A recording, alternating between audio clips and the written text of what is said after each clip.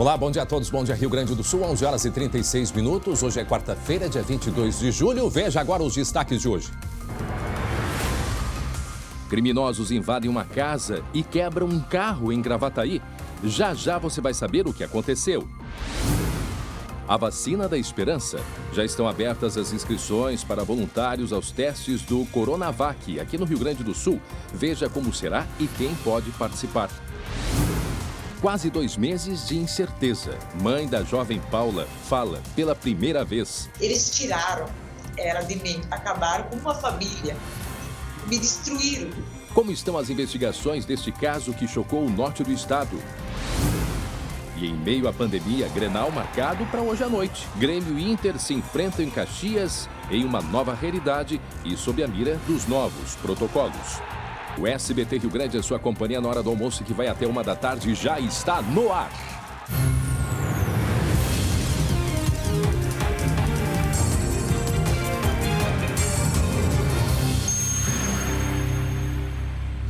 Gente, olha só essa imagem. Uma tragédia anunciada. Olha esse motoqueiro na rua e, de repente, ele cai da moto. Só que não foi apenas uma queda.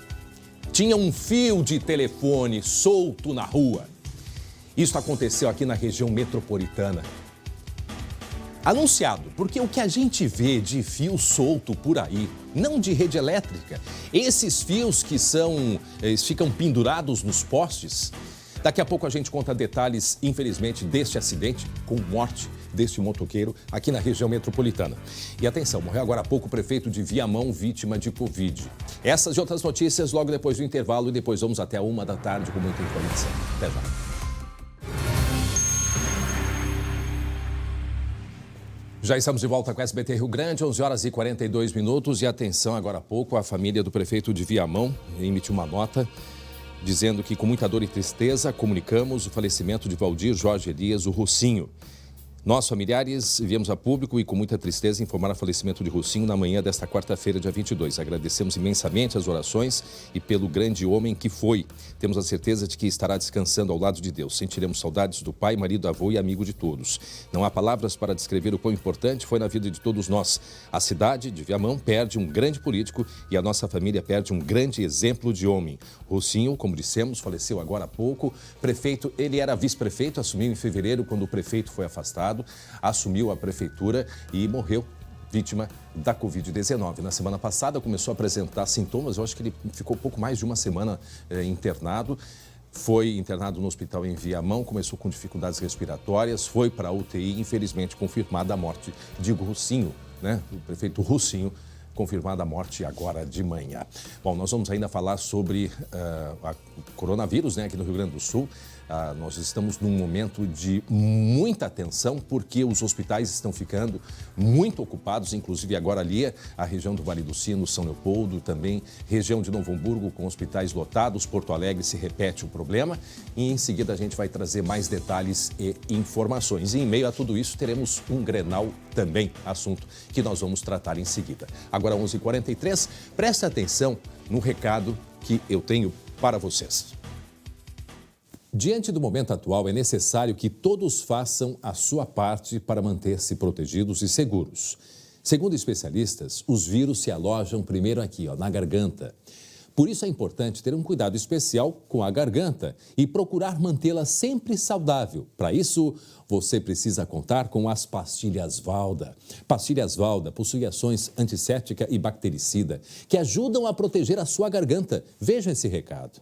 Diante do momento atual, é preciso estar protegido. Pastilhas Valda, há várias gerações, vem ajudando na saúde de toda a família. Pastilhas Valda ajuda a melhorar a imunidade e traz alívio imediato na dor de garganta e tosse. Pastilhas Valda, proteção para toda a família.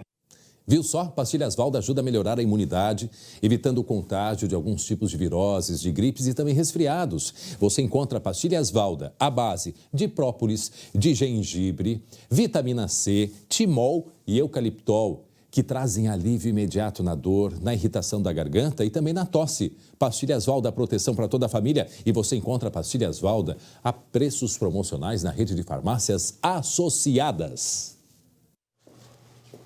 Muito bem, 11 horas e 45 minutos, está na hora da gente falar de esporte e hoje tem Grenal.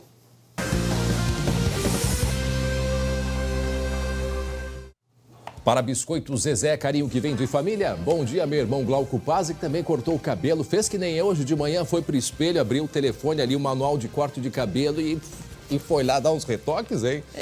Não chegou uma acalmada nele, tem muita cera aqui, isso que é verdade.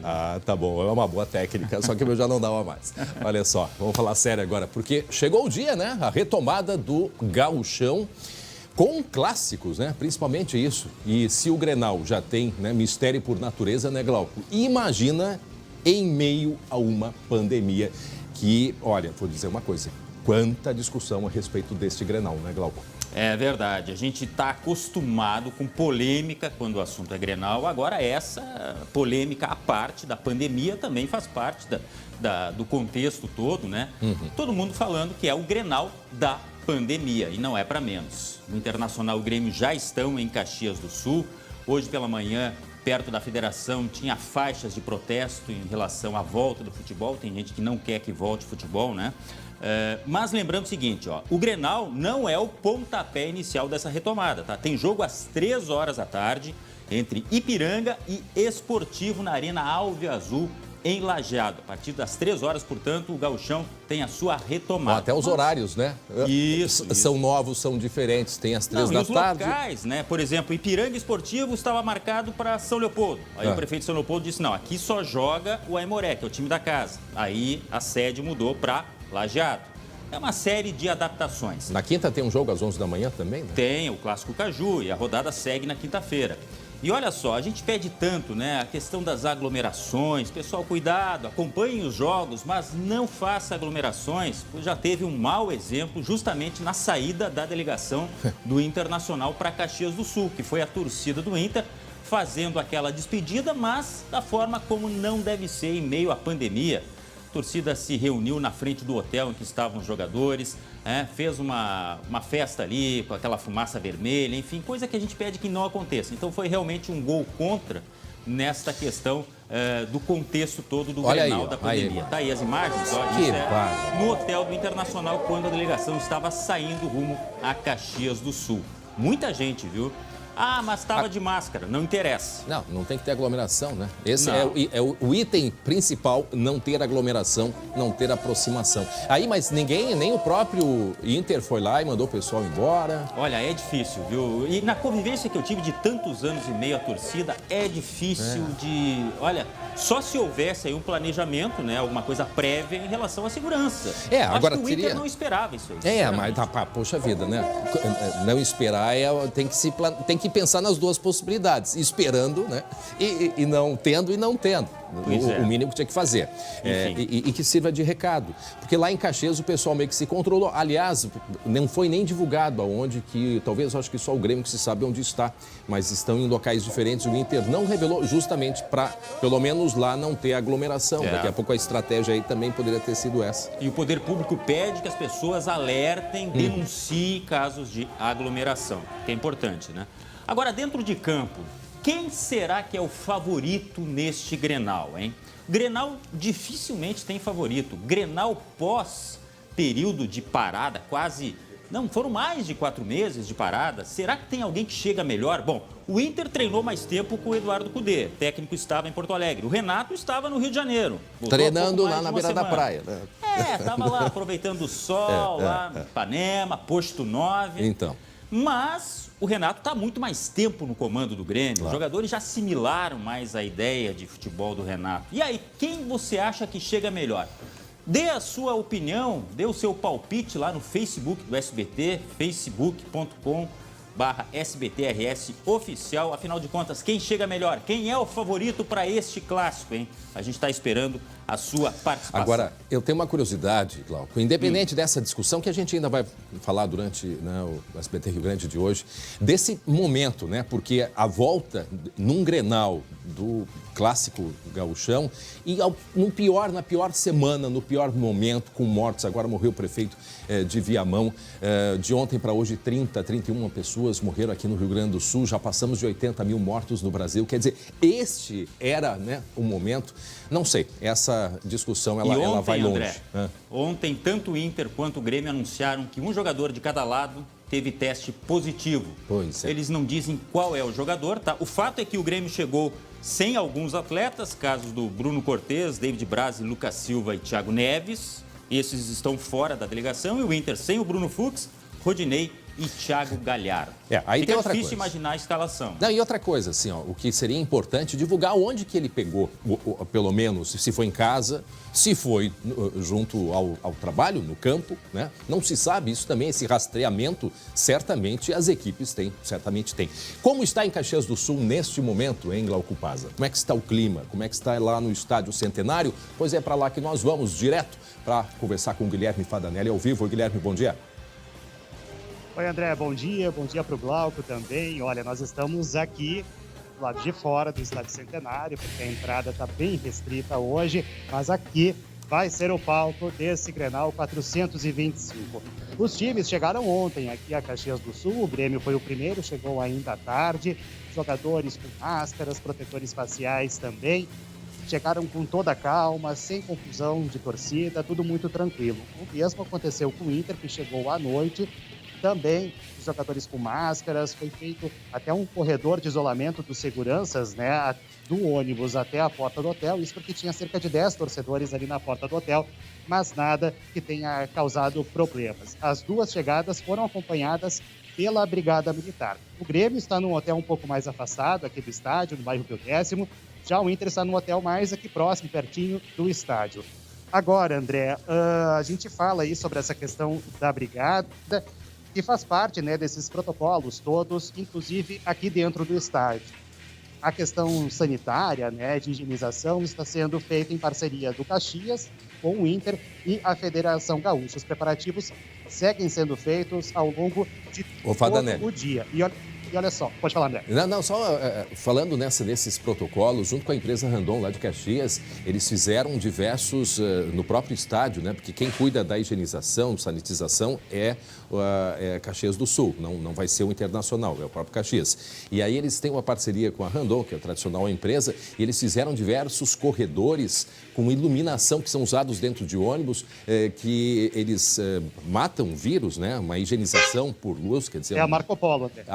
Eu falei Randon, não, a Marco Polo. A Marco Polo. Mas também é de Caxias.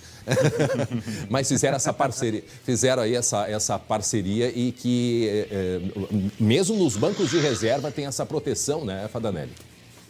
Exatamente, são vários cuidados que estão sendo tomados aqui para essa partida de hoje.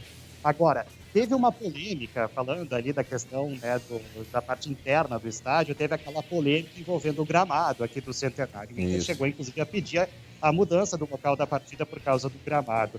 O que aconteceu? Nós temos imagens aí para mostrar, imagens feitas agora pela manhã, pela assessoria de imprensa aqui do Caxias. E essas imagens mostram a situação atual do gramado, que sofreu com a geada dos últimos dias. E, além disso, a direção do clube explica o seguinte, que foi feita um corte das gramas invasoras nesse período de recesso e não foi plantado o azevém.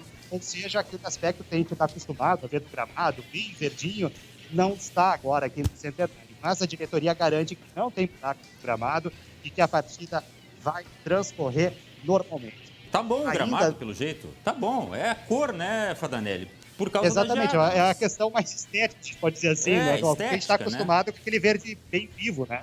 Isso. Agora, uma dúvida, Fadanelli. O pessoal já sai meio que fardado, né? Esse protocolo, pelo menos, prevê isso. Já chega só praticamente para o jogo e termina o jogo, a ordem, sai do estádio, né? Exatamente. O protocolo da Federação Gaúcha fala exatamente isso. Eles saem já praticamente antes do hotel. Há também uma restrição do acesso aos vestiários aqui do estádio, né? Apenas os jogadores e comissão técnica podem entrar no Algum vestiário. tumulto, Fadanelli? Ainda assim, respeitando toda a questão do distanciamento. Também, após o jogo, a entrevista coletiva também não vai ter aglomeração de jornalistas. Ou seja, está tudo bem esquematizado e hoje a gente vai saber se tudo isso vai funcionar. Não tem tumulto aí, não tem aglomeração de pessoas e a gente espera que continue assim, né? Até mesmo depois do jogo. Tomara. Tá bom. Obrigado, Guilherme Fadanelli, direto lá de Caxias do Sul. Glauco, vamos mostrar essa imagem aqui. Preste atenção, o que a gente chama de tragédia anunciada. Na cidade de Portão, no Vale dos Sinos, um motoqueiro foi degolado. Degolado. Estão vendo ali na imagem? O que é que aconteceu? Aqueles fios... Aqui em Porto Alegre é uma vergonha. É uma vergonha. Uma vez postei uma foto, porque as empresas de telefonia, comunicação, internet, alugam espaços nos postes das empresas de energia. Só que aquilo vira um depósito de fio. E aí passa caminhão que derruba e fica atirado, todo mundo acha que tem energia e aí não chega perto, que não deve fazer mesmo.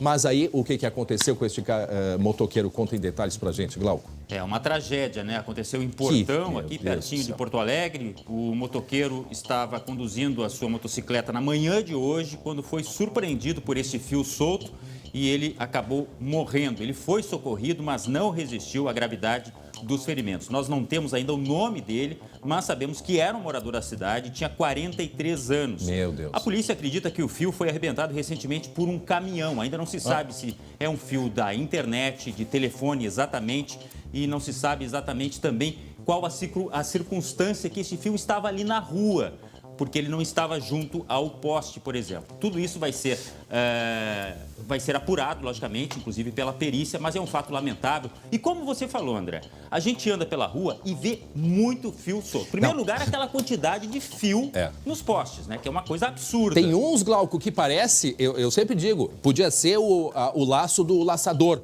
Porque assim, ó, eles têm uns 30 metros de fio, porque eles já deixam pronto para quando precisar, um pedaço maior, já está ali, ou seja, depósito de fio. É uma vergonha. Aqui perto aqui do fórum, embaixo, aqui em Porto Alegre, ali tem uns assim, ó, que vão entrar para a história. É uma vergonha. A cidade inteira é assim. E não se sabe o que é energizado, o que não é, né? O que está em uso, porque muitos fios são de fiações antigas que acabam sendo, né, largadas por ali mesmo. E não há a retirada desse material. Né? Uma vez teve uma reunião com a Prefeitura de Porto Alegre, que as empresas teriam que fazer uma limpeza nesses postes, mas olha, naquela história, entrou, né, pro conto de fadas, porque não aconteceu. Para quem está chegando agora, a hora certinha agora, meio-dia, 11h57, faltando 3 para o meio-dia. Isso aconteceu hoje de manhã, no Vale dos Sinos, na cidade de Portão. Um motoqueiro, né, andando ali na velocidade de moto, e o que acontece? Um fio, né, que estava atravessado na rua, degolou este motoqueiro. As pessoas ali ao lado, a gente percebe a reação, aquelas duas pessoas que estão ali, ó, ficam incrédulas com o que aconteceu. Não é o primeiro caso, viu, Glauco? Faz uns 3 anos, na cidade de Sapiranga, aconteceu a mesma coisa. Um casal, estavam descendo, foi depois de um temporal, descendo uma avenida. Quando o motoqueiro, o marido, viu que tinha um fio, ele se abaixou. Infelizmente, a mulher não deu tempo, ela também foi degolada na hora. André, quem andou já no eixo Rio-São Paulo viu muitos motoqueiros circulando com aquela antena na motocicleta, né? Que chegou a ser obrigatório em determinado momento, houve essa discussão, inclusive, por causa dos fios de pipa, de pandorga, que cortavam, né? Muito os comum motoqueiros lá. Morriam justamente por causa desses fios. Mas aqui no Rio Grande do Sul não é uma coisa comum da gente ver esse dispositivo, essa antena, proteção, né? Justamente para proteger o condutor, o motoqueiro, né? Neste caso aí foi uma tragédia, mas eu vou te dizer que é um risco iminente, sim, em várias partes, não só aqui na capital. Não, isso acontece todo o estado, na verdade, e não só todo o estado, no próprio Rio de Janeiro, os postes viraram depósito de fio. Isso, infelizmente, se espalhou de uma maneira que é vergonhoso. E aí é a responsabilidade de quem instala e de quem aluga os postes, porque os postes pertencem às empresas de companhia de energia elétrica. Isso. Então, são esses aí que tem que entrar num acordo. Agora, é um risco. O que a gente podia pensar em fazer, por exemplo? Eu sei, proteção de moto tem aquele mata-cachorro. Era a única proteção, né, que, digamos assim, era proteger contra os cachorros mesmo. Pergunto para o nosso colega aqui, que é motoqueiro, um fio desses na frente da moto, será que ele seria útil para proteger? Será que um fio? Porque é um fio, claro que o de pandorga, de pipa, ele é mais, é um fio mais fino. Esses aí, às vezes, são fios um pouco mais, um calibre maior. Não sei se uma proteção assim seria útil. É o cerol também, né, André? Sim, eles passavam e aquilo é altamente cortante, né? O cerol é um vidro, né? Isso, exatamente. Agora, daqui a pouco tem que ter, se vê muito na Europa, aquelas proteções de acrílico e proteções que elas vão até a altura do capacete do motoqueiro. né? É estranho escudo, da gente olhar, serve como escudo, talvez seja a alternativa, mas infelizmente, para quem está chegando agora, hoje de manhã, na cidade de Portão, no Vale dos Sinos, às 7h37 da manhã, a morte deste motoqueiro degolado por um fio que estava atravessado no meio da rua. E aí, como é que vai enxergar esse fio, hein, Glauco? E as primeiras informações dão conta de que, a gente pode ver na imagem que ele não vinha em alta velocidade não, tá? Só que não precisa ter alta velocidade com um fio no seu pescoço e ainda todo o efeito do tombo, né? Olha só, a violência que o corpo exerce, o peso que ele ganha no momento da queda, né? Não, ali, a gente observa... Não, quando ele pegou no pescoço, a gente não consegue observar ali, porque ele foi degolado, tá? Ele foi degolado. Agora, a gente percebe que a moto, ela seguiu em pé e ele foi jogado para cima, né? Ele foi o único obstáculo, a moto não foi obstáculo para o fio, né? Meu Deus do céu, gente, que tristeza, que absurdo total. Bom, a gente tem que voltar a esse caso aí, a gente voltar em outras oportunidades para chamar atenção por causa desses postes aí com esses fios todos. O Glauco volta daqui a pouco, até em seguida. E atenção, gente, olha só. O Rio Grande do Sul teve 145 assassinatos de crianças entre 2014 e 2020. Eu repito, 145 assassinatos de crianças. E a maior parte ligada a conflitos familiares e também crimes sexuais. Na tela, a reportagem.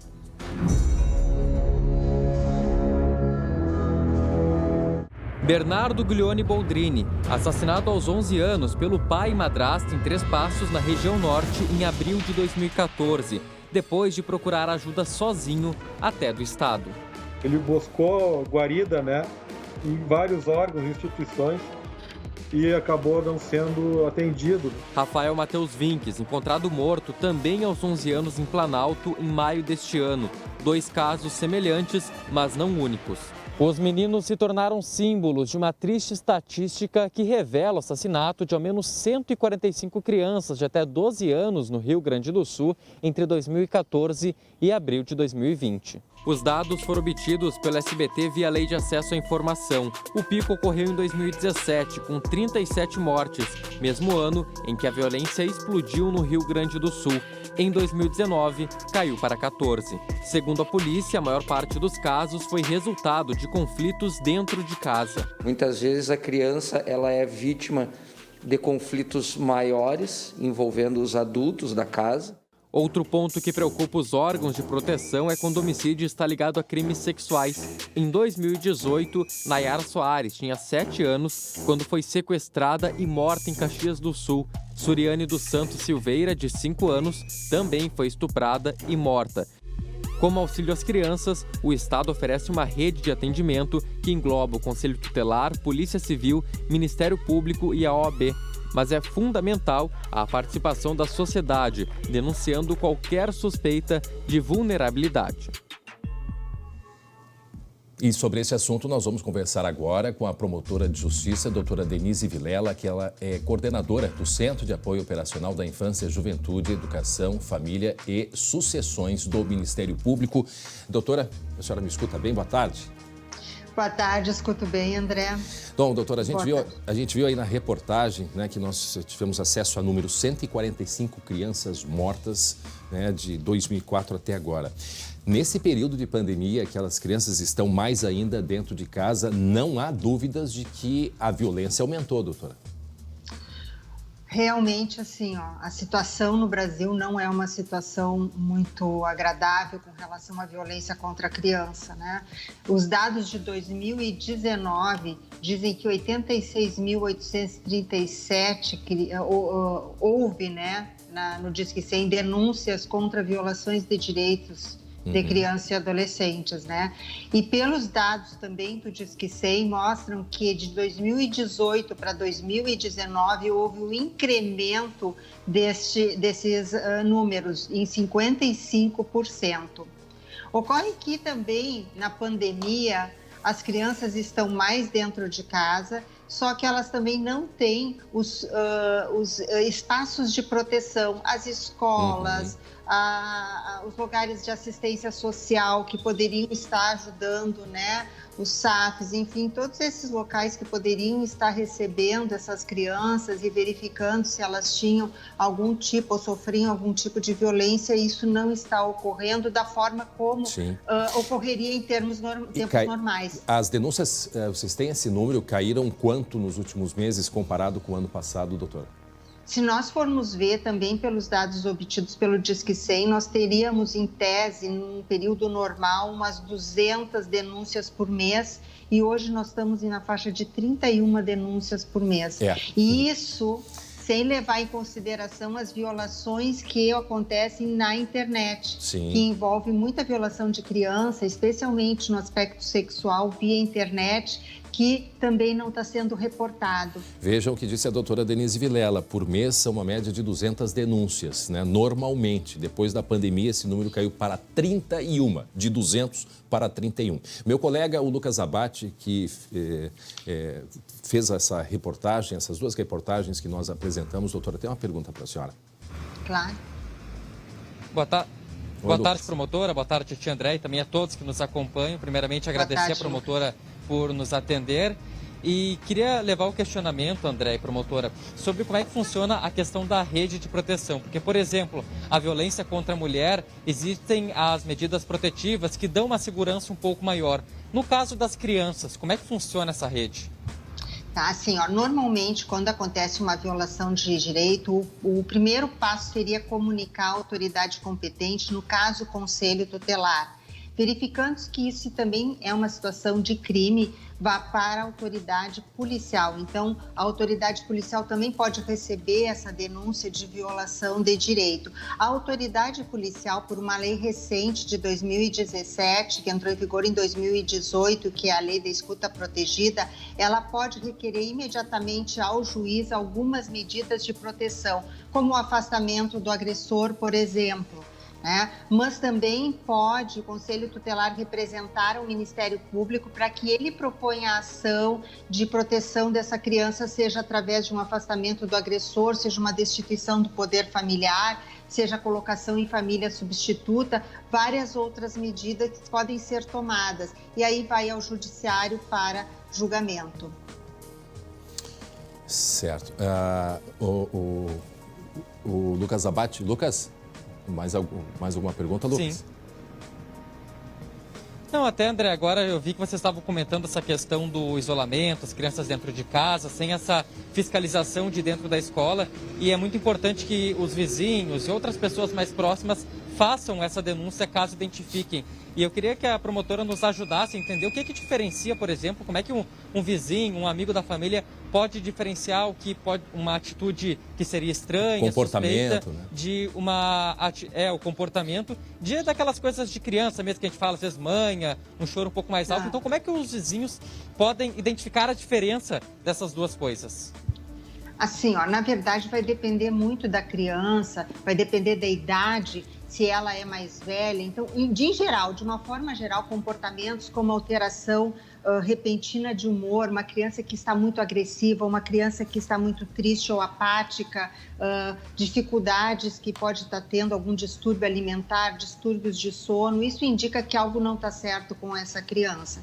E ainda retornando, quando acontecem situações dessa natureza, e especialmente quando verificado a possibilidade ou suspeita de alguma violação de direito, no caso, por exemplo, de uma violação de direito sexual, nós temos o Centro de Referência ao Atendimento Infanto-Juvenil. Então, o Conselho Tutelar pode encaminhar essa criança para imediata avaliação nesse centro que se chama CRAI, dentro do Hospital Presidente Vargas, aqui em Porto Alegre, onde vão fazer todas as avaliações dessa criança. Então, temos que estar atento a esses sinais, porque esses sinais vão nos trazer consequências futuras muito graves. Doutora, a gente sempre diz, e o SBT é a televisão da família, nós temos, principalmente nesse horário, muitos gaúchos, muitas famílias e muitas crianças nos acompanhando também. Então, acho que seria importante ouvir da senhora uma orientação para essas famílias que nos acompanham, porque certamente tem muitas crianças que se comunicam com seus coleguinhas, né? E percebem que os coleguinhas estão diferentes porque eles estão todos em casa, né? Então, também é um momento né? Eu queria justamente que a senhora se direcionasse a crianças, aos pais. A gente viu o caso do menino Rafael, todo mundo dizia, Rafael era um menino muito reservado e me chamava a atenção isso. Como uma criança de 11 anos é uma criança reservada. Então é importante também que a criança saiba que esse comportamento, por exemplo, do Rafael, ele poderia estar sendo pressionado a ter este comportamento pela própria mãe, né? Que matou o Rafael. Então, assim, eu queria que a senhora se direcionasse a essas famílias e principalmente as crianças, como que nós podemos ajudar a fazer com que crianças não estejam sofrendo nesse momento agora, por exemplo? Assim, verificando alguma dessas situações que a gente acabou de mencionar, tanto a família ou alguém que tenha conhecimento disso pode verificar se é uma situação realmente de violência, uma mera suspeita. O ideal é comunicar ao conselho tutelar. Né? O que eu acredito que os pais possam estar pensando, porque muitas vezes a maioria da violência, nós vamos dizer que entre 70% e 80% dos casos da violência acontecem dentro de casa. Mas pode estar acontecendo nesse período de pandemia a violência via internet. Então é importante que os pais acompanhem essas crianças. Os joguinhos. As crianças, joguinhos. Tem muita gente que pode se passar por criança e ser um adulto querendo obter uma vantagem dessa criança, né? E com relação à própria criança, se tiver alguma dúvida, se alguém pedir algum tipo de informação que te deixa desconfortável, alguma foto, alguma coisa, nós temos no Ministério Público, na página do Facebook, um dispositivo que é um chatbot chamado Fale com a Manu, que ele serve justamente para tirar dúvidas dessa criançada, sabe, dos adolescentes, com relação a esses problemas da internet. O Face da promotoria, é isso? Não, o próprio, é só entrar no Facebook... Tá. Né? E colocar Fale com a Manu, vai entrar direto na página. Tá, e a gente vai botar inclusive nas nossas redes sociais essa orientação aí, o pessoal pode ir lá. Ótimo. Doutora, eu agradeço muito a conversa com a senhora, obrigado ao colega Lucas Abate também, e eu acho que foram informações muito importantes para nesse momento que a senhora traz um número muito assustador, que de 200 denúncias por dia, né, de violação aos direitos da criança, esse número caiu para 31, isso números do Rio Grande do Sul, doutora? Não, esses são números nacionais. Nacionais, mas mesmo assim é uma projeção extremamente grande. Doutora Denise, muito obrigado mais uma vez pela entrevista. Uma boa tarde. Tá, ok. Boa tarde. Muito obrigada. Eu que agradeço. Agora, 12:00, atenção, daqui a pouquinho nós vamos mostrar pela primeira vez a mãe da menina Paula, lá de Soledade. Está aí a Paula. A Paula desapareceu. Quase 2 meses depois, foi no dia 5, né? Dia 5 de junho, que ela foi encontrar com amigos e de lá para cá não se sabe mais do paradeiro da Paula. Pela primeira vez, a mãe da Paula falou muito emocionada. Imagina o desespero, né, dessa família, que não se tem quase 2 meses depois, pelo menos não foi revelado ainda, né, pela polícia, não se tem muito ao que esperar sobre este caso. Afinal de contas, se ela morreu, onde está o corpo? Já foram feitas buscas, inclusive, lá na região onde mora a mãe da Paula, que é ali em Fontoura Xavier, e foram procurados em açudes, lagos, e nada foi encontrado. Então, daqui a pouco a gente então vai trazer detalhes e a entrevista, né, exclusiva com a mãe da Paula, portanto, falando pela primeira vez sobre este drama de quase 2 meses à espera da Paula. E, gente, atenção, daqui a pouco nós vamos falar também, sabe sobre quem? Os gafanhotos. Por quê? Por que vamos falar dos gafanhotos? Eles estão aonde neste momento? Eles andaram se movimentando. O calor tem feito eles se movimentarem. E tem um outro detalhe. A Argentina já identificou uma segunda nuvem de gafanhotos. Mas vamos falar desses aqui que estão mais próximos da gente. Vamos falar desses que estão mais perto. Nós estamos com um repórter, inclusive, à caça dos gafanhotos. Pra vocês terem uma ideia. E por que essa preocupação com os gafanhotos? Primeiro, é uma nuvem muito grande. É uma nuvem que tem, em média, 10 quilômetros de comprimento por 100 metros de altura. Isso é uma quantidade enorme. Esses bichinhos aí, eles voam cerca de 100 quilômetros por dia e devoram, eu vou depois trazer o número correto, mas o que eles comem eles podem comer proporcionalmente ao peso deles, inclusive, né? Então eles comem, eles devoram lavouras.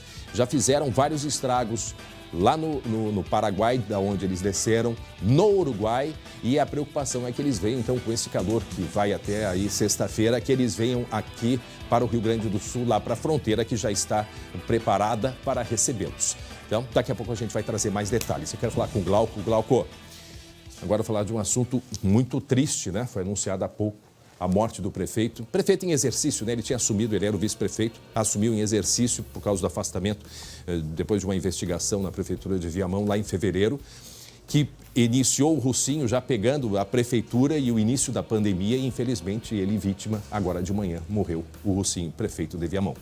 Isso mesmo, André. Valdir Jorge Elias era o nome dele, do Russinho, né? Tinha 65 anos e era prefeito em exercício desde fevereiro deste ano. A morte foi esta manhã em decorrência de complicações causadas pela Covid-19. Ele estava no hospital de Viamão. A prefeitura, inclusive, há pouco divulgou uma nota oficial dizendo que o prefeito Russinho tinha acabado de falecer e ele estava desde o dia 15 de julho na unidade de terapia intensiva do hospital de Viamão. A prefeitura vai decretar luto oficial de 3 dias em memória ao prefeito, então, Russinho, que faleceu. A gente lembra que fez há poucos dias um material lá em Viamão com a Luciane Coma a respeito da situação difícil de Viamão em relação à saúde, né? Esgotamento, colapso, isso, exatamente. Colapso no sistema de saúde, a Covid-19 precipitou uma série de problemas lá em Viamão, uma cidade que já vem sofrendo com outros problemas administrativos, políticos, inclusive o prefeito anterior foi tirado do cargo e o Russinho havia assumido. É um município muito grande, né, André?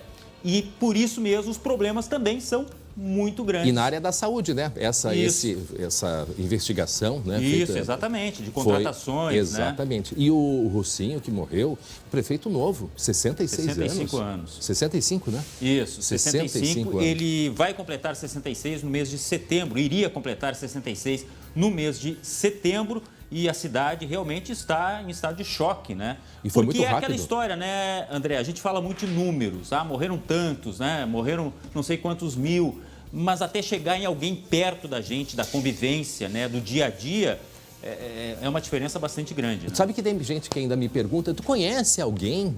Sabe?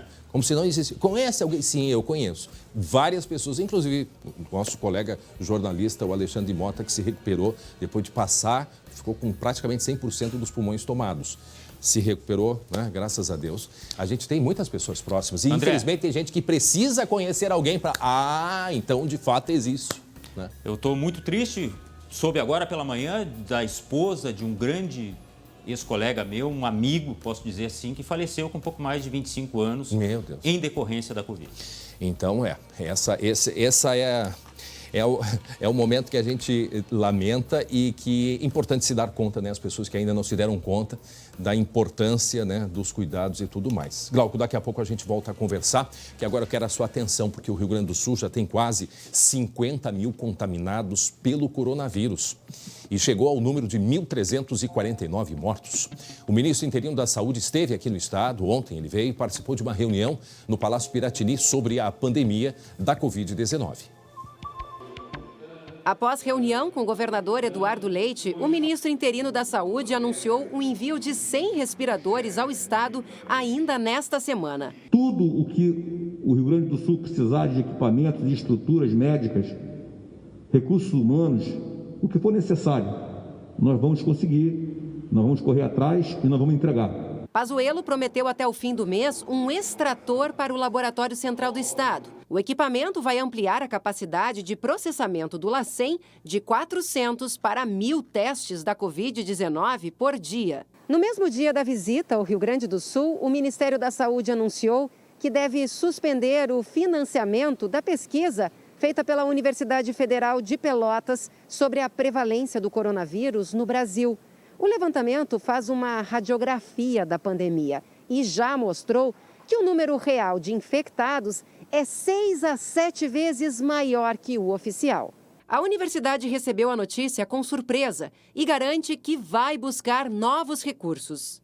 parar a maior pesquisa epidemiológica do mundo, junto com uma pesquisa espanhola, no meio da pandemia, mostra o quanto que esse país valoriza ciência e tecnologia, ou o quanto que ele não valoriza ciência e tecnologia. O reitor ainda defende restrições mais rigorosas no Rio Grande do Sul. Em um mês, o número de mortes no estado triplicou e já passa de 1.300. Só tem duas coisas que funcionaram no mundo até hoje contra o coronavírus: testagem maciça e busca ativa de contatos, é uma estratégia. Nós já perdemos esse trem, infelizmente não fizemos no Brasil. E a segunda é, quando a doença está bombando, tem que fazer lockdown. Muito bem. Bom, o Hospital São Lucas da PUC, aqui em Porto Alegre, é um dos 12 centros de testagem da vacina contra o coronavírus no Brasil. Sobre o andamento desta pesquisa, uma pesquisa promissora, nós vamos conversar agora com o Dr. Fabiano Ramos, que é líder do estudo e chefe do Serviço de Infectologia da PUC, não é mesmo, doutor? Boa tarde, o senhor me escuta bem, doutor? Boa tarde, André. Eu escuto bem, sim. Bom, doutor, nós temos, só para atualizar o nosso telespectador, nós vamos entrar agora para a terceira vacina em teste aqui no Brasil. A primeira é de Oxford, a segunda é a Coronavac, que é chinesa, e tem uma terceira que agora a Anvisa aprovou, mas que está ainda nos trâmites. Nós vamos falar da segunda que eu mencionei, que é a chinesa, não é verdade? Isso. A vacina Coronavac, que é produzida pela Sinovac, uma empresa chinesa, e em parceria agora com o Instituto Butantan. Uhum. Doutora, as pessoas estão desejando muito uma vacina. Como é que está, e logicamente que a gente tem que trabalhar com isso sempre com muito cuidado. Eu queria que o senhor, não sei se tem como fazer uma comparação das duas principais vacinas, eu acho, em teste, a de Oxford e a da China. O que elas têm apresentado assim de positivo? O que o senhor pode nos passar, por favor? Não, os testes nas fases iniciais, né, André, se mostraram muito promissores nas duas vacinas. E os dois grupos, mesmo aqui do Brasil, o Instituto Butantan com a Unifesp, têm se unido na produção das duas vacinas, né? Então, existe um esforço bastante grande para que essas vacinas cheguem para a população brasileira o mais rápido possível, né? Tanto uma quanto a outra, nas fases iniciais, mostraram uma produção de anticorpos bastante elevada. Então, aparentemente, uma proteção bastante elevada depois da vacinação. Quando é que começam os testes aqui em Porto Alegre, doutor? Porque tem já um grupo específico da capital que vai passar, né? Vai receber a vacina, vai receber uma dose. Isso, nós vamos incluir nesse estudo 850 voluntários aqui em Porto Alegre, então um dos 12 centros do país. A expectativa é que a gente comece a incluir esses voluntários no início de agosto, então a primeira semana de agosto. A gente está correndo aí contra o tempo para que isso possa ser nos primeiros dias de agosto. E, doutora, quem pode se vacinar? Eu posso me candidatar? Não, esse estudo ele foi desenhado para incluir os profissionais da área da saúde, especificamente profissionais que estão em linha de frente atendendo pacientes com Covid-19. Então, é importante, né, que isso seja bastante claro para a população. Nesse momento, são as pessoas também que estão mais expostas ao vírus e, como qualquer estudo, a gente precisa de uma exposição das pessoas para que a gente tenha também resultados o quanto antes em relação à pesquisa. Aí, depois dessa vacina, doutor, quais são as próximas etapas para que seja, digamos assim, aprovado em definitivo? Essa é a fase final, né, André? Então, antes da aprovação. Então, a ideia é que a gente consiga incluir todos esses voluntários dentro de 2 meses, então até o final de setembro, metade de outubro, para que os primeiros resultados aí possam chegar até dezembro. Em torno disso é o que o Instituto Butantan tem pensado. Tá, o meu colega Glauco tem uma pergunta, né, Glauco? Isso mesmo, doutor, boa tarde. Todo mundo na maior expectativa, até porque surgiram boatos de que até o final do ano nós teríamos essa vacina. Agora, do ponto de vista prático, doutor, essas pessoas que se candidatarem, elas vão ser analisadas regularmente, diariamente, elas vão ter que responder a questionários. Como é que é do ponto de vista prático para manifestar se aquilo está resolvendo, se está realmente surtindo efeito essa vacina? Isso, do ponto de vista prático, a partir do momento que elas forem incluídas no estudo, elas vão voltar ao centro em diversos momentos para a coleta de exames, basicamente para a gente ver se essa vacina produziu anticorpos. Lembrar que são 2 doses, então a pessoa recebe no momento 0 e 2 semanas depois, e depois ela vai voltar ao centro em diversos momentos para a coleta de sangue e também, eventualmente, se ela ficar doente, porque a gente precisa ver se essa pessoa está desenvolvendo Covid. Tem que lembrar que desses 850 voluntários, metade vão receber a vacina e metade vão receber placebo, né? E são pessoas que vão estar expostas a todo momento à doença. Então, provavelmente, muitas dessas pessoas vão desenvolver a doença, né? E o que a gente quer avaliar é, obviamente, a proteção que a vacina vai ter em relação ao placebo. O que é o placebo, doutor? O placebo é uma formulação parecida com a vacina, mas ela não tem a forma ativa da vacina, né? A gente não consegue diferenciar visualmente o que é a vacina, o que é placebo, mas a forma ativa da vacina ela não está envolvida, né? Em muitas situações, muitos falam receber um soro, né? Receber uma forma que não é ativa tanto de um medicamento ou da própria vacina. Isso faz parte dessa estratégia para analisar a evolução de anticorpos? Isso faz parte, né, do ensaio clínico, né, que é desenvolvido. Então, os ensaios clínicos para avaliar esse resultado melhor, normalmente em novas medicações ou novas vacinas, eles envolvem um grupo que vai receber propriamente a medicação ou vacina e outro grupo que vai receber o placebo. E esses 2 grupos eles vão ser acompanhados, né, para ver as diferenças que vão acontecer ao longo do tempo. Dentro dessa pesquisa, essas pessoas, além de voltar ao centro, elas vão ser acompanhadas também presencialmente ou por telefone ao longo de 1 ano, para a gente avaliar, né, durante todo esse período como isso vai se desenvolver. Doutora, a grande dúvida também da de Oxford, por exemplo, se é uma dose, se já basta ou se vai ter que fazer que nem a das outras gripes, uma vez por ano, quer dizer, tem todas essas dúvidas. Para a gente encerrar rapidinho, sendo aprovada, o senhor acha que quando as pessoas vão poder, aqui no Rio Grande do Sul, por exemplo, receber essa Coronavac? Essa pergunta é o que todo mundo quer saber, né, André? Assim, a gente espera que seja realmente o quanto antes. Segundo o Instituto Butantan, tem um contrato com a Sinovac de uma produção de 60 milhões de doses já ao longo do estudo, e que assim que aprovado, depois desses primeiros resultados, possivelmente em dezembro, a gente já possa estar recebendo para a população, então, um número significativo de doses da vacina. E o senhor, como voluntário, qual é a expectativa? Olha, a expectativa é muito grande, né? Eu acho que a gente está vivendo um momento histórico para nós na infectologia, no desenvolvimento de vacinas. Nunca se teve o desenvolvimento de uma vacina em tão pouco tempo, né? Então, participar realmente... E está demorado mesmo assim. O Hospital São Lucas... Oi? E está demorado. Eu sei que tudo evoluiu esse ano, foi desde o início do ano que a gente começou com a história da Covid. Né? Tomara que seja um presente de Natal, que a gente chegue em dezembro já com essa vacina, não só aprovada, como distribuída também, né, doutor? Quero agradecer ao doutor Fabiano Ramos. É o que todo mundo está esperando, né? Verdade. Doutor Fabiano Ramos, médico infectologista, chefe lá do Serviço de Infectologia da PUC. Muito obrigado pela entrevista, uma boa tarde para o senhor. Muito bem.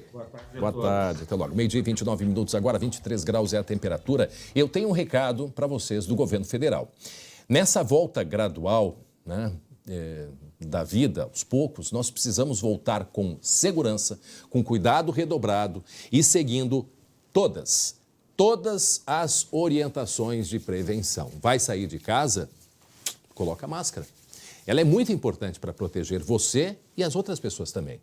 E, claro, a recomendação de lavar sempre as mãos com água e sabão, prioritariamente. Se não tiver sabão, né, não tiver água e sabão, tem aqui, ó.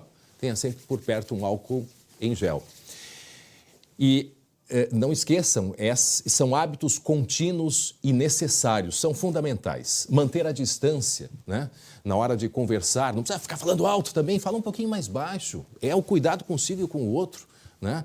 Higienizar sempre o seu material de trabalho, o próprio telefone, né, com paninho e álcool gel, a mesa. Não compartilhar objetos de uso pessoal, né? A distância de 2 metros das pessoas. Seguindo essas orientações, a gente diminui as chances de contágio e pode ver esse nosso Brasil, né, crescer de novo.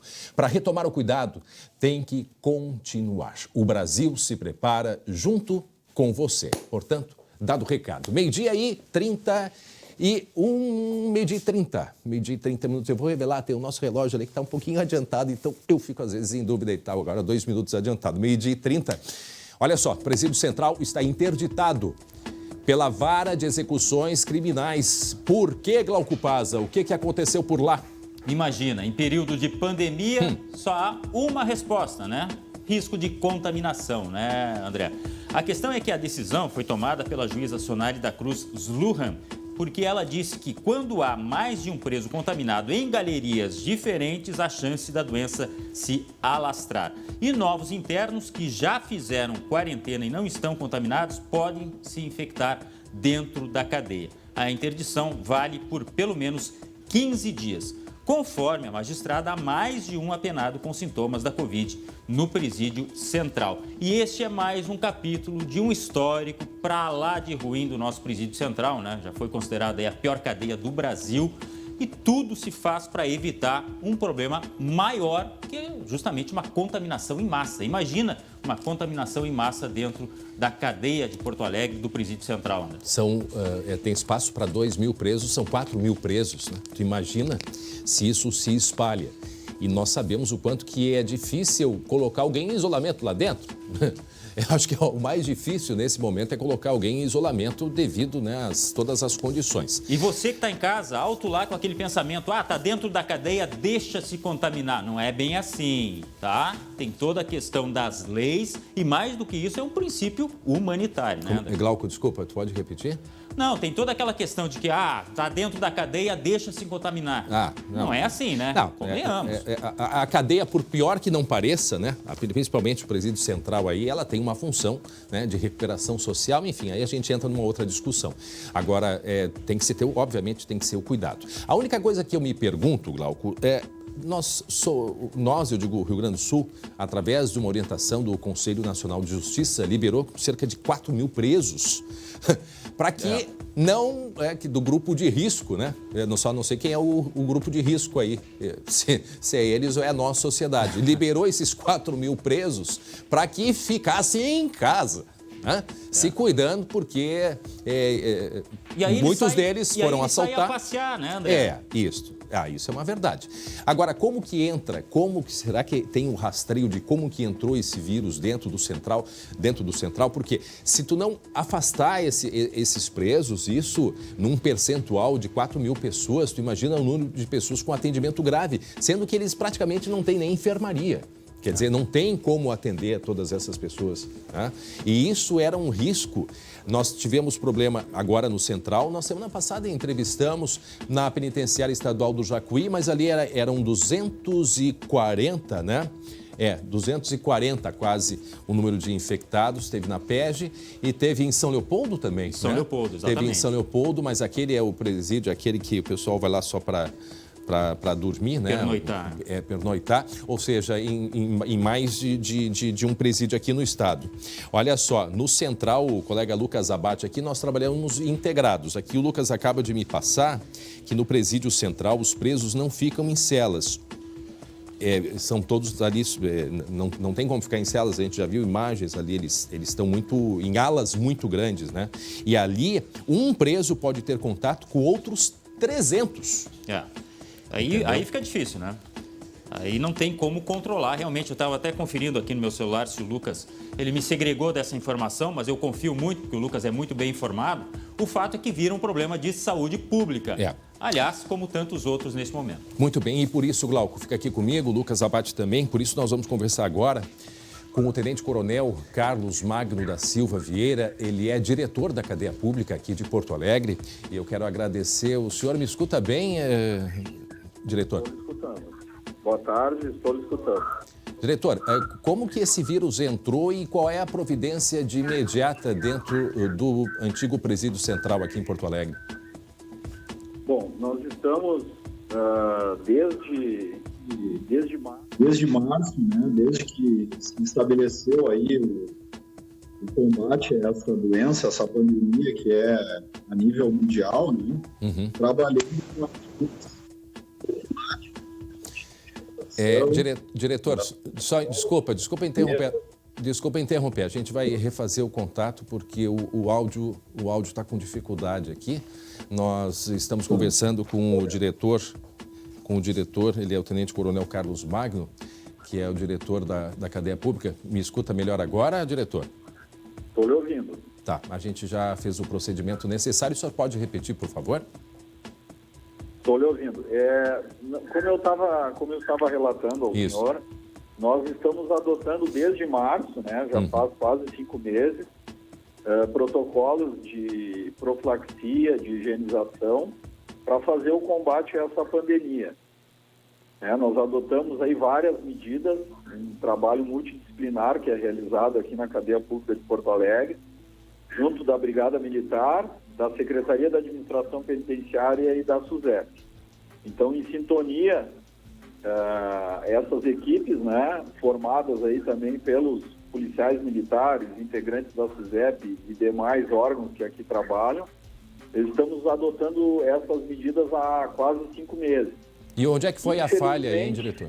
Infelizmente, né, nós tivemos na sexta-feira passada o primeiro caso, né, que foi confirmado através de um exame, em que o preso deu positivo para o coronavírus. Ele está numa ala de isolamento, está bem, graças a Deus está em bom estado de saúde.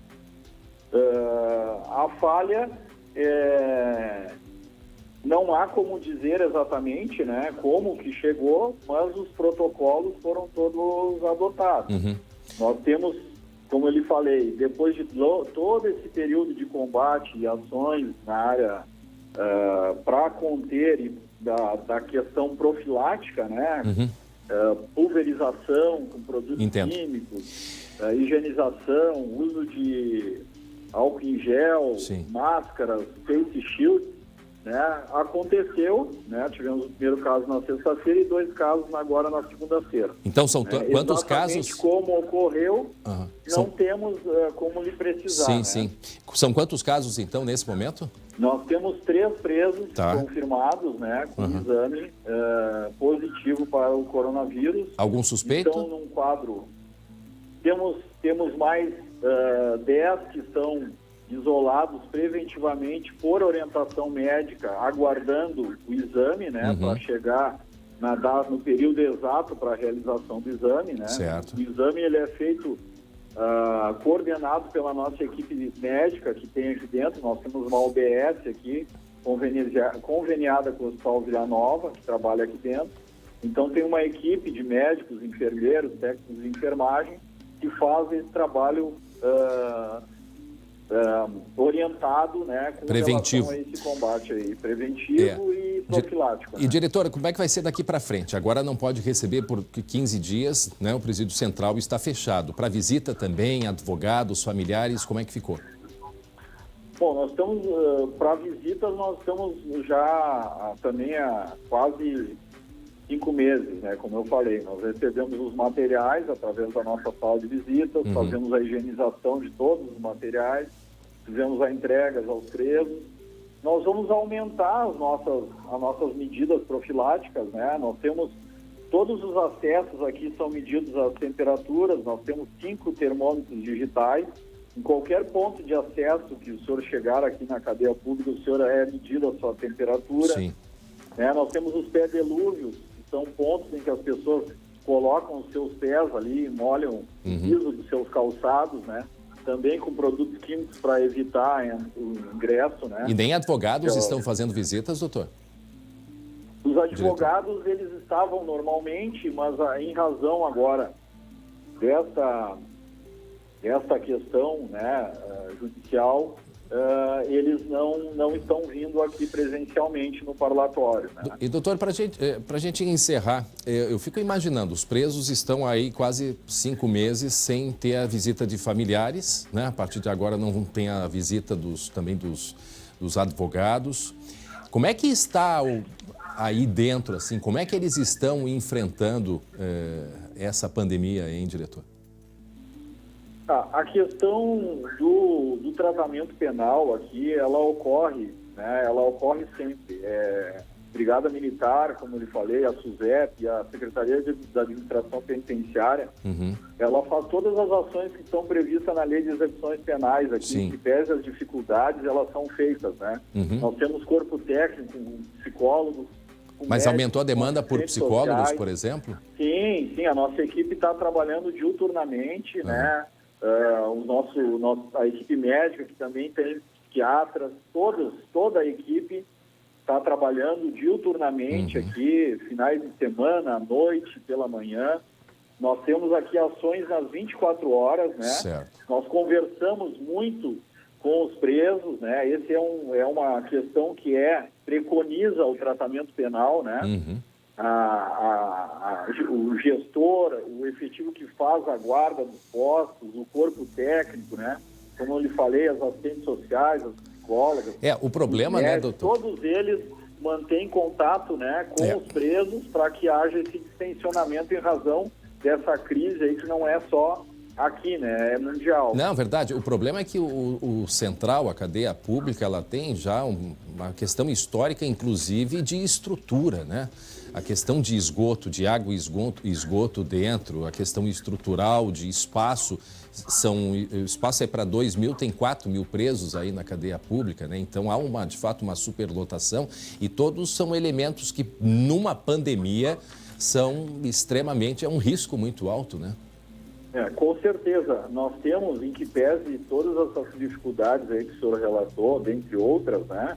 Nós temos um fator muito importante, que é a sintonia do trabalho, né, entre as equipes que aqui se desenvolvem, né? Imagino. A Secretaria da Administração Penitenciária, junto com a Superintendência dos Serviços Penitenciários e junto com a Brigada, fazem um trabalho aqui muito grande, né, para que as ações aqui elas sejam minimizadas em razão dos problemas existentes, né? Tá bem. Então, a equipe que trabalha aqui é muito dedicada, são pessoas muito comprometidas, são profissionais assim que se dedicam ao máximo para que as coisas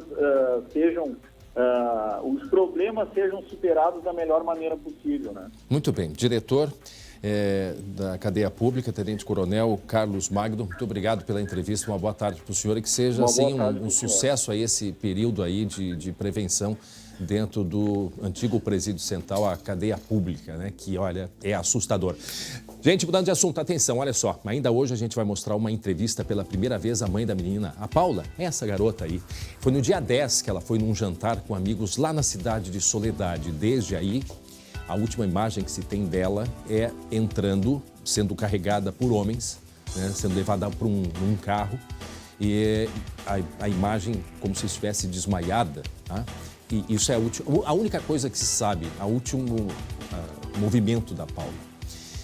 Teve pessoas que foram presas, depois soltas, aí depois prenderam de novo porque não estavam respeitando o distanciamento entre os investigados.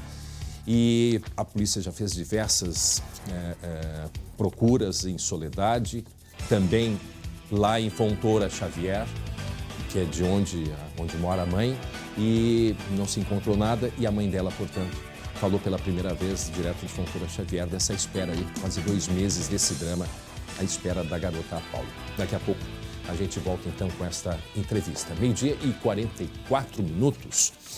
Olha só, tem um recado para vocês. A Salute é a rede de cuidados à saúde Com 24 anos de experiência e mais de 35 mil clientes, pois a Salute existe para garantir a você alta qualidade em serviços médicos. Com mais de 20 especialidades, mais de 1.000 opções de exames e ainda você tem descontos em medicamentos, uma tabela diferenciada na realização de consultas, podendo inclusive parcelar produtos e serviços. A Salute não é plano de saúde. É uma solução e por isso você já começa a usar desde o primeiro dia. Olha só a facilidade. Tem aquela coisa de esperar a carência? Não. Então está esperando o quê? Ligue agora 3014-1111 e faça parte da Salute a partir, sabe quanto, gente? R$ 49,00 por mês. Tem ali o QR Code, ó, coloca o seu telefone ali e você consegue outros detalhes e informações. Salute Porto Alegre, aberta de domingo a domingo na Zona Norte, na Zona Sul e em breve no centro da cidade. Salute, sua saúde sempre em boas mãos. Muito bem, 12h45, agora 15 para 1, flagrante Glauco Paz. Travou, já segui adiante aí, destravei. Vamos lá. Que flagrante é esse, Glauco? Pois é, pessoas que entraram numa residência, depredaram o carro, tentaram abrir a porta arrombando. Olha, essas imagens das câmeras de segurança vão ajudar a polícia a identificar os responsáveis por este ataque aí. O bando que chegou de carro por volta das 2h30 da manhã de terça-feira, e eles derrubaram o portão, pegaram pedras, deu para ver aí no jardim, para depredar o carro da vítima. Eles também tentaram arrombar a porta da residência, mas não conseguiram. E olha, tudo isso durou aproximadamente 1 minuto. Não mais que isso, em Gravataí, na região metropolitana aqui de Porto Alegre. A vítima relatou à Brigada Militar que o ataque teria sido motivado por uma dívida. Ele registrou a ocorrência online, onde anexou imagens e documentos, enfim. Por isso, a ocorrência não está na polícia, não foi registrada no prédio, né, na delegacia física. Ixi, olha o carro aí.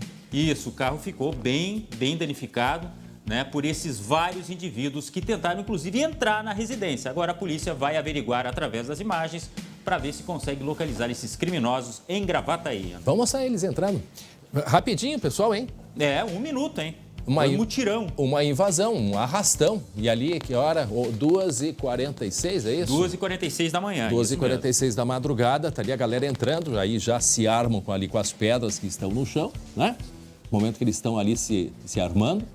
E aí a garagem, será que é aberta? Aí eles, já começam, eles até já levantam a mão, já vê a galera com a mão para cima e começam a apedrejar. Então é uma dívida que o dono do carro tem com eles, é isso? Essa foi a alegação que ele deu à polícia. Logicamente que isso vai ser investigado, né? Até porque a ocorrência foi online, ele fez através do computador, né? Não está na delegacia física. Isso foi agora aqui em Gravataí que aconteceu.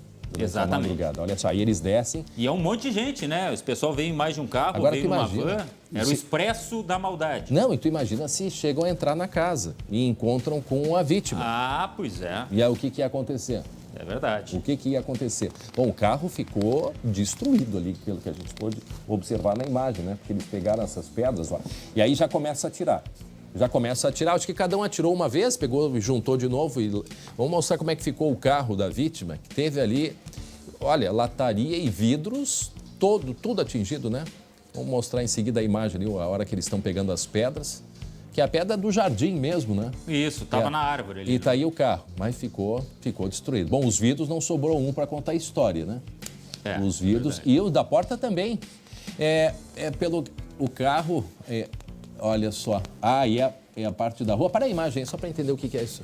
Ah, sim, aí agora eu consigo ver. Ali é a rua. Tá, é a rua. Eles derrubaram o portão, né? Tá. Isso, eles... passaram por cima.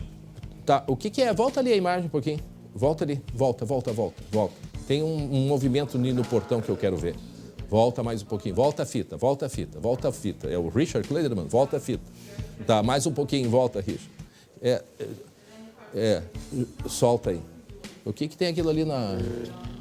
O que é aquilo? Ah, não, é a pessoa que está fumando. Eu vi um movimento ali de soltar. Apareceu uma imagem aí. Perito André Har. Não, mas olha o Sorrento aí, coitado do carro, ficou todo destruído. Daqui a pouquinho, tá? Até daqui a pouquinho, meu amigo Glauco Paza. Agora a gente vai falar sobre o caso da Paula, a jovem de 18 anos, desaparecida há mais de um mês. Ela foi vista pela última vez na noite de 10 de junho, na cidade de Soledade. E é claro que a família está, imaginem, desesperada. Não tem notícias dela. E hoje a mãe da Paula quebrou o silêncio e falou pela primeira vez a uma emissora de televisão. O relato emocionado, a gente confere agora. Eles tiraram ela de mim, acabaram com uma família, me destruíram. Marisete está há 40 dias sem informações sobre a filha. Paula Perimportes, de 18 anos, foi vista pela última vez na noite de 10 de junho em Soledade, no norte do estado. Ela foi deixada por amigos em uma casa para encontrar Micael William Rossi Ortiz, de 22 anos. No meu coração, eu não consigo acreditar, sabe? Eu tenho a impressão que eu não consigo acreditar, sabe? Que ela tá morta, sabe? A minha esperança ainda que eu sinto dentro de mim que ela volte, sabe? É muito triste, é muito angustiante. Para a polícia, Paula foi assassinada. O principal suspeito é Micael. Ele está foragido. Entre as provas da investigação estão câmeras de segurança e áudios. Pouco antes de desaparecer, Paula mandou mensagens para uma amiga e tentou convencê-la a ir até a casa onde estaria Micael. Tá eu, Micael e o Mico. Vai estar quem mais aqui? Em troca de mensagens, o dono da casa, identificado como Maicon, conta o que teria acontecido naquela noite.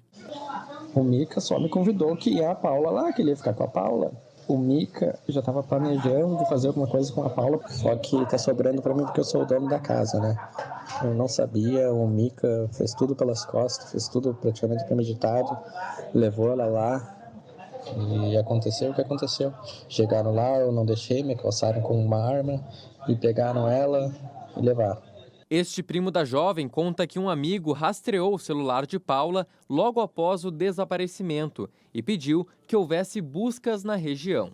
Foi feito o rastreamento de um site de Portugal, que é um site confiável, que costuma fazer esse tipo de coisa. É um serviço profissional, pelo mapa, pelos prints que eu recebi, de que isso dava 32,1 quilômetros do local da onde a Paula se encontrava nesse endereço lá da Getúlio Vargas. Além de Micael, a polícia ainda investiga outros 4 suspeitos. Semana passada, 2 foram detidos, mas apenas um segue atrás das grades. Em depoimento, nenhum deles passou qualquer informação para a polícia. Por isso, encontrar Micael é essencial para a investigação. As provas são bem conclusivas em relação ao Micael, tanto que ele está foragido, né? Ele tem uma prisão preventiva decretada, está foragido e ele seria a peça-chave para que fosse desvendado esse mistério. A defesa de Micael contesta as provas. Existe uma filmagem, imagens de um circuito interno de TV que efetivamente não mostram nada. São imagens distantes, com pouca definição, e pode-se identificar apenas um de todos esses citados, e esse único visualmente reconhecível nesses vídeos é que pode esclarecer e que veio a esclarecer algumas coisas no inquérito, certo? Nada ligado à participação e muito menos ao desaparecimento da menina. Deixa eu conversar com o Lucas Abate. Lucas, está parecendo que a polícia precisa encontrar o tal do Micael, porque afinal de contas, o Mica, né? É o Mica. Se ele não está devendo, né? Por que ele não aparece, né? E explica para a polícia o que tem que explicar. Está muito estranho isso. A polícia acredita que ele é a peça-chave. Agora, qual a motivação, Lucas? Pois é, André, é isso que a polícia ainda quer investigar. Na verdade, a polícia tem essa hipótese de que a Paula está morta e o corpo foi escondido, mas ainda não se teve nem mesmo a localização do corpo. Então, outras linhas de investigação ainda não são descartadas. Até o momento, são 5 investigados. 4 já foram localizados e ouvidos pela polícia. E o Micael, que é a peça-chave, que é fundamental para a investigação, ainda não foi localizado e é considerado foragido. Como os outros 4 prestaram depoimento, não deram nenhuma informação à polícia, alguns permaneceram em silêncio, apenas o depoimento de Micael pode ajudar a polícia a desvendar ou não, tanto se a Paula de fato foi morta e também qual a motivação do crime. Sabe que esse caso me lembra, não estou dizendo que tenha relação assim Mas me lembra muito, pode ser até que tenha, né, as mesmas motivações, o caso aquele do jogador, que era o goleiro do Flamengo, o Bruno, e a Elisa Samúdio, o goleiro Bruno, né? Que até que o Bruno, o corpo, junto com amigos dela, foi jogado para os animais, né? Para cães. E, inclusive, teve uma publicação tempos atrás dele num canil. Foi uma coisa assim absurda. Absurda. E agora, então, esses elementos assim, porque olha o que a polícia vem procurando o corpo dessa garota, né? Claro que nós queremos, obviamente queremos ela viva, mas mediante a toda, né, o cenário, é algo, infelizmente, que é muito difícil. Eu sinto o coração da mãe e eu quero muito que ela esteja viva, sim, mas por todos os elementos, né, Lucas? É um caso muito curioso. Agora, se esse Mica aí não está devendo nada, né, por que ele não aparece e explica, né, e resolve a vida dele para que ficar escondido? Tá certo, Lucas? Tá certo, André. Até então, mais. Tá. Obrigado, meio-dia 54, meio-dia 54. Agora eu quero que você preste atenção nesse recado. É claro que você já conhece o Sedavan Xarope, especialista no tratamento da tosse que ajuda a eliminar a secreção e diminui a irritação na garganta. O que você ainda não sabe é que agora chegou o Sedavan Muki, o mais novo integrante da família Sedavan. Sedavan Muki é um comprimido efervescente de acetilcisteína com vitamina C, que ajuda a dissolver o muco, auxilia na redução da secreção das vias respiratórias e ainda tem ação antioxidante e propriedades anti-inflamatórias. Preste atenção, Sedavan Muki é a única acetilcisteína efervescente que possui vitamina C e que dissolve em até 1 minuto. E mais, tem um agradável sabor amora. Você precisa conhecer. Você encontra Sedavan Muki nas principais farmácias do Brasil. Sedavan Muki, a única acetilcisteína com vitamina C. Alerta na fronteira oeste do estado. Vamos até Barra do Quaraí ao vivo com o colega Andrei Rosseto, que está à procura dos gafanhotos. Andrei, boa tarde, Andrei. Qual é a situação, afinal de contas, aí dos gafanhotos na fronteira, Andrei? Boa tarde. Boa tarde, André Har, boa tarde a todos. Primeiro, vamos situar as pessoas que estão em casa, que estão nos assistindo, André. Eu estou na ponte internacional que liga Barra do Quaraí, no Rio Grande do Sul, a Belo União, no Uruguai. Aqui é o Rio Quaraí e essa é uma tríplice fronteira, André. O Rio Quaraí, ele conflui com o Rio Uruguai, que fica logo adiante e faz fronteira com Monte Caseiros, na Argentina. Então vamos aos gafanhotos. A nuvem de gafanhotos está na província argentina de Entre Rios, a cerca de 100 quilômetros aqui de Barra do Quaraí, André Har. Então, esse vento que está soprando aqui agora é o vento norte. Isso indica que a nuvem está indo para o sul, em direção ao Uruguai. Nesse momento, ela está a cerca de 20 quilômetros do Uruguai. Então, ao menos por hoje, não há previsão, e talvez pelos próximos dias, segundo os técnicos aqui, os fiscais aqui, de que essa nuvem ingresse no lado brasileiro. São cerca de 400 milhões de gafanhotos, André Har. A nuvem é maior do que 10 campos de futebol e ela é capaz de consumir pomares e lavouras inteiras em questão de horas, viu, André Har?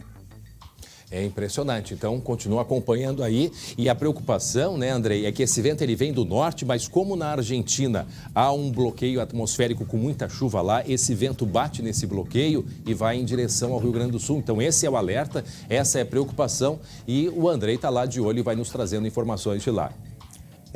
E André, mais uma informação, André, é que cerca de 70 aviões agrícolas já estão posicionados. São aviões de 3 cidades aqui da região que estão posicionados para o uso de controle químico.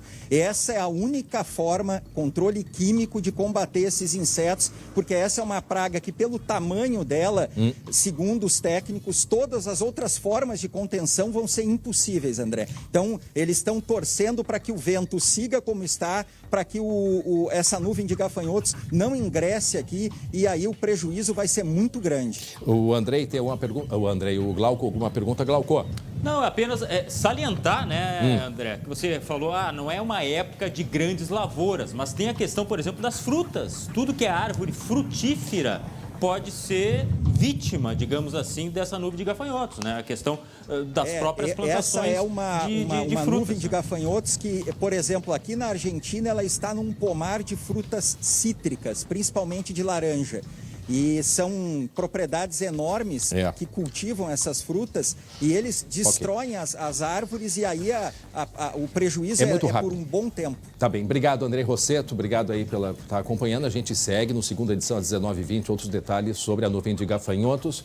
Obrigado, Andrei. É isso aí, Glauco. E eu vou ficar me protegendo com o presente que eu ganhei da Estael Cias, a minha máscara de gafanhoto. E agora que eu não saio de casa. Você cuida. A gente volta amanhã às 11h40. Uma boa tarde e até lá.